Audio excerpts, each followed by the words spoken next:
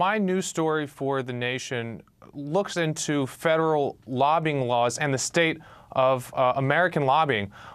As you mentioned, on paper, the lobbying industry is decreasing. The number of registered lobbyists are shrinking. The amount spent is going down precipitously every year.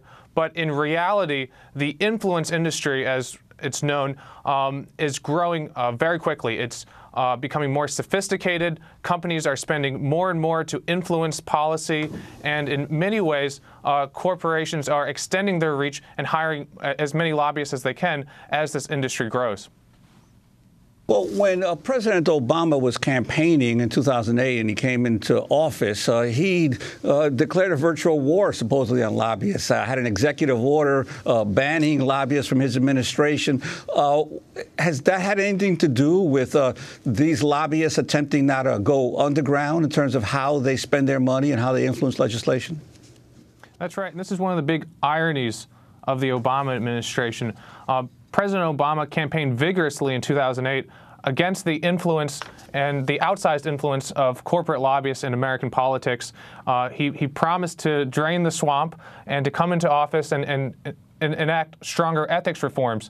But the only real enforcement or official action that he took was an executive order right when he got into office to not allow registered lobbyists into his administration. The catch was many lobbyists simply deregistered, pushing the system more into the shadows, more into the darkness, and leading to where we are today. And the administration, at the same time, started issuing exemptions to still allow registered lobbyists into the Obama administration. So little has changed. If anything, Obama's only action on lobbying has made the system worse. Lee Fang, you encountered Zach Wamp, a former Republican politician, telling members of Congress he manages operations for Palantir, a controversial big data company that does work for intelligence agencies. I want to play a clip of the video of you questioning him about the scandals associated with the firm, which include allegations that they spied on activists. This is a clip of your encounter. Former Congressman, can I ask you, what are you doing now for Palantir? What am I doing for Palantir? Yeah. What do you know about Palantir? I just heard you say you're working for Palantir a couple days a week. No, a couple days a month. A couple days a month.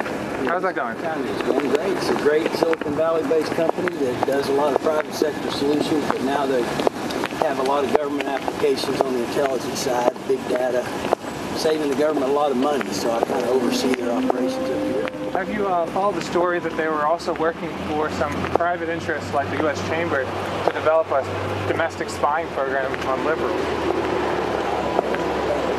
Do you think there's any type of civil liberty problem with these big data firms that are working for spy or intelligence agencies, then using that same technology in the private sector? I know nothing about that, so I'm all going to talk about. Okay. May I ask you how much they're paying?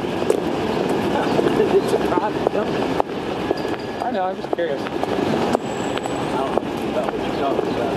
All right. Thank you, Congressman. That was Zach Wamp, the former Tennessee Republican congressman, speaking with our guest today, Lee Fang. Talk about the significance. It was a little hard to hear of what you were saying and he was saying about Palantir. And can you talk about spying on activists, on unions?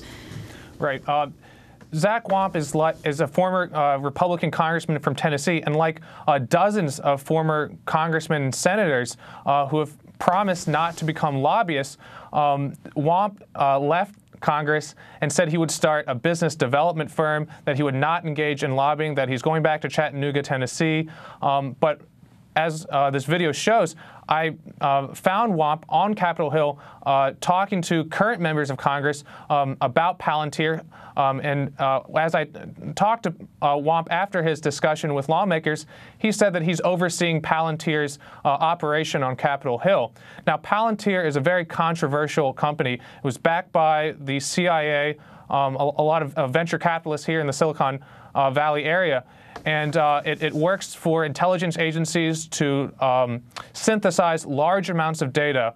And there was a scandal in 2011 that I helped break when I was at Think Progress. Palantir and two other defense contractors created a proposal for the United States Chamber of Commerce to develop a domestic spying program using the same government-backed technology to spy on unions, on different labor activists and progressive media outlets.